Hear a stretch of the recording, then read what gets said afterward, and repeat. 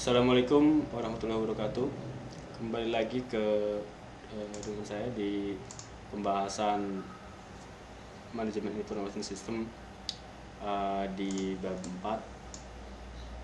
4 bagian kedua lanjutan. Dan selanjutnya adalah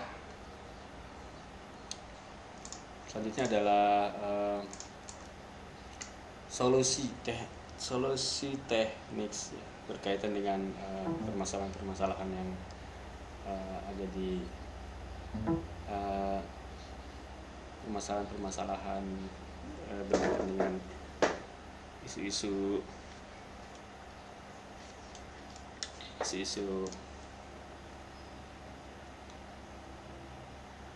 etika ya, berkaitan dengan sistem informasi, terutama dalam privacy. Jadi praktek wajar privacy, dimana kalau kita lihat di situ istilahnya itu praktek wajar dari privasi, artinya karena memang tidak bisa sepenuhnya detail ya, wajarnya seperti apa begitu yang diterima umum. Kalau dalam akuntansi itu wajar diterima umum, yang bisa diterima umum. Kemudian ya teknik solusi teknik adalah email encryption, kemudian anonymity tool, anti-spyware tool, browser feature, private browsing, do not track option, dan overall. Nanti akan kita bahas di bab selanjutnya, bab 8 atau 7 ini. Ini akan kita bahas detail di bab berikutnya. Selanjutnya adalah berkaitan dengan etika dari sistem informasi, adalah tentang perlindungan hak properti, yaitu terutama intellectual property, yaitu intellectual property adalah kepemilikan tak berwujud dari sesuatu yang diciptakan oleh individu atau perusahaan. Kepemilikan tak berwujud ini adalah aset yang tak berwujud ya, maksudnya bentuknya itu tidak sama dengan, maksudnya bukan gaib ya, tapi tidak sama dengan fisiknya, tidak menggambarkan penggunaannya. Fisiknya tidak bisa menjelaskan, kalau kita lihat fisiknya itu tidak bisa menjelaskan manfaat atau nilainya ya, tapi secara konseptual. Kemudian 3 cara perlindungan, yaitu trade secret, copyright, dan patent. Ada juga trade name ya, trade secret, rahasia dagang ya, ini biasanya dipakai di perusahaan-perusahaan makanan ya. Jadi perusahaan boleh dilindungi ketika perusahaan tidak mencantumkan teknik-teknik tertentu dalam produksinya atau bahan-bahan dan sebagainya. Itu dilindungi dengan trade secret. Kemudian copyright, kalau trade secret itu ya, terus kemudian copyright, terus hak di pemilik hak kopi itu tidak memiliki diberi kemampuan untuk memonopoli kopi ya, atau penggandaan ya daripada produknya. Kemudian paten, penciptaan hal-hal yang baru ya, terutama dalam teknologi. Masing-masing memiliki ya, bisa juga trade secret, bisa paten. Tapi kalau trade secret emang bedanya itu adalah dia tidak sesuatu yang tidak dirahasiakan, artinya tidak boleh dipublikasikan di umum ya. Kalau copyright kan dipublikasikan, tetapi tidak boleh di copy. Kalau rahasia dagang tidak boleh buru-buru di copy ya, ditunjukkan aja, tidak boleh, dilindungi. Kalau ada yang bocorkan nanti melanggar hukum. Kalau copyright semua orang bisa melihat, tapi tidak boleh mengcopy. Jadi yang dilindungi adalah copy. Bedanya dengan trade secret ya, kalau copyright itu manifestasinya saja yang dilindungi, artinya bentuknya. tapi konsep di belakangnya itu bisa misalnya buku misalnya bentuknya itu yang nggak boleh di copy, tapi kalau mungkin cara pemikirannya saudara bikin siapa tuh bisa bikin lagi nggak masalah, tapi jangan di copy paste, maksudnya begitu. Paten juga hal-hal baru tidak boleh. Kalau paten tidak hanya manifestasi tapi juga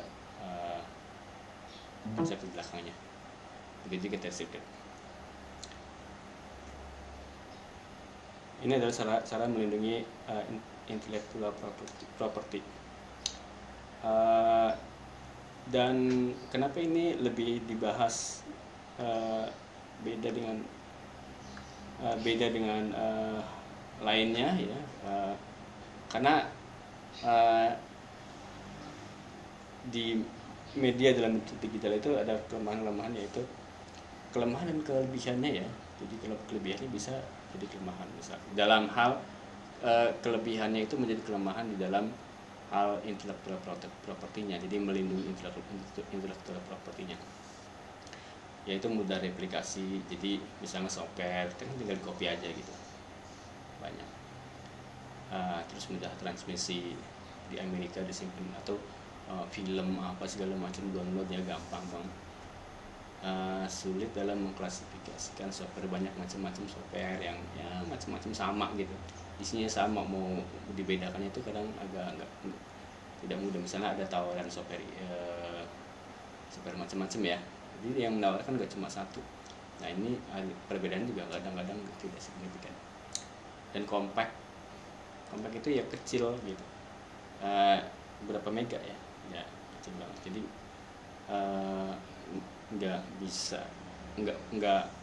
bahkan ya dalam satu plastis bisa isinya berbagai macam ya, banyak, dan sulit dalam mengidentifikasi perbedaan.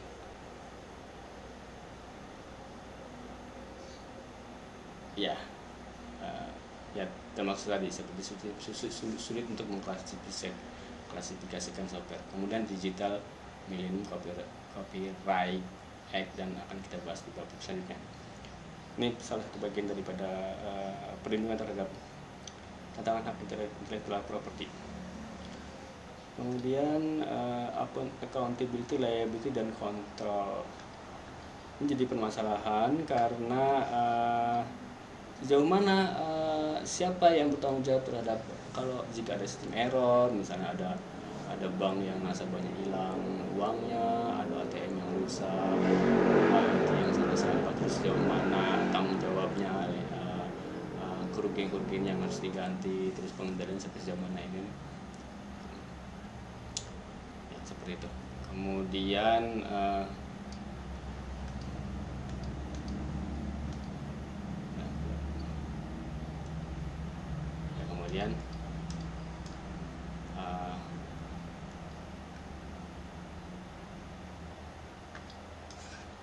kemudian kualitas sistem data.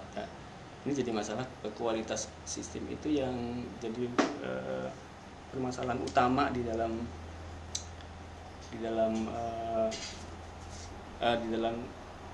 sistem. Jadi sistem itu di dalam sistem informasi manajemen adalah dalam sistem informasi ya. Karena pasti ada celah, ada kekurangannya ya. Semakin sempurna semakin mahal harganya. Jadi lebih ke visibilitas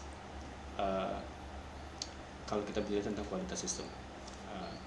Jadi tidak ada sistem yang sempurna, makanya bukan tidak ada, tapi nggak visible ya, tidak ekonomis nantinya.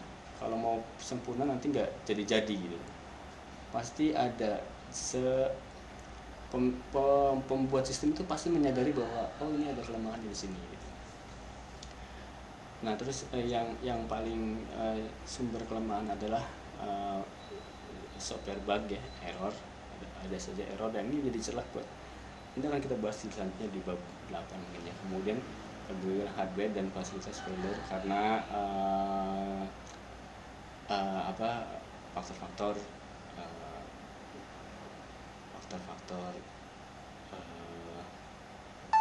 seperti bencana alam dan sebagainya ya, termasuk juga mati lampu, eh, badai seperti itu, hardwarenya ada yang kebakar dan sebagainya, kemudian jelas jeleknya kualitas untuk data. Itu akan kita bahas di bab selanjutnya. Kemudian kualitas hidup, kesejahteraan dan batasan. Konsekuensi negatif dari sistem adalah balance power, keseimbangan kekuasaan. Kekuasaan banyak yang terancam di sini karena kemampuan itu banyak diambil alih oleh kemampuan komputer ya, sampai pengambilan keputusan, sehingga lebih ke banyak orang yang mampu untuk mengambil suatu keputusan dengan berkembangnya sistem informasi tersebut. Karena informasi abundant ya, artinya banyak sekali dan bisa diperoleh di mana saja, sehingga pengambil keputusan bisa terdesentralisasi, tidak harus tunggu dari atasan misalnya seperti itu. Kemudian cepatnya perubahan sistem itu harus fleksibel ya, jadi kalau jika tidak bisa merespon perubahan maka akan tertinggal. Kemudian menjaga batasan maksudnya dalam batasan kapan waktunya kerja, itu kadang susah kerja, kapan waktunya main, karena udah terbatas satu di komputer ya. Kadang kita sendiri ya, ini waktunya kerja, kalau kita nggak bisa memanage diri sendiri, maka kapan waktunya untuk bekerja, kapan waktu untuk keluarga, pribadi dan sebagainya. Ini agak benar-benar harus punya self control yang baik, dan ini jadi masalah dalam kehidupan produktivitas kerja kita. Kemudian ketergantungan dan kerentanan. Sebenarnya kan sistem komputer kan rentan banget ya, misalnya jadi kita semuanya serba sistem terkomputerisasi. Kalau apa-apa tentu sistemnya jatuh dan sebagainya, mati lampu, ada yang crash, itu memang rentan banget. Sistem itu sangat rentan banget kalau menggunakan teknologi informasi. Makanya nanti kita akan bahas di bab selanjutnya tentang bagaimana sih supaya tidak terlalu kebergantungan kita itu tidak rentan gitu. Kemudian computer crime dan abuse ya. Timbul banyak computer crime ya, nanti kita bahas juga di bab selanjutnya. Kadang-kadang kalau computer crime itu seseorang melakukan computer crime karena dia nggak nyadar bahwa bisa terjadi computer crime terjadi, karena sebenarnya dia nggak nyadar bahwa itu adalah suatu terjadi komputer. Dan kemudian kalau abuse, banyak yang menggunakan jaringan dan sistem komputer untuk mengabuse orang lain ya, hacker dan sebagainya. Kadang perusahaan-perusahaan juga memberi spam dan sebagainya. Kemudian employment, banyak tenaga kerja yang tersisihkan oleh kemampuan komputer ya. Kemudian kesetaraan dan akses ya, jomplang ya. Tapi sekarang mungkin agak berkurang sih. Makin berkurang gapnya ya antara yang mampu beli komputer sama main. Kalau dulu kan gapnya tinggi banget, tapi sekarang agak berkurang ya. Orang-orang sudah banyak yang punya mobile phone dan sebagainya. Kemudian risiko kesehatan ya. Repetitive injury, stress injury ya, banyak lulu tangannya pada posisi nggak berubah, apalagi itu anak-anak suka main game, techno stress, banyak yang ada yang matanya rusak misalnya gitu, terus techno stress, yang kecanduan game dan sebagainya ya. Sepertinya itu saja ya, ini ada 10. Untuk bab 4 kita akhiri sampai di sini. Assalamualaikum warahmatullahi wabarakatuh. Semoga kita dalam keadaan sehat selalu.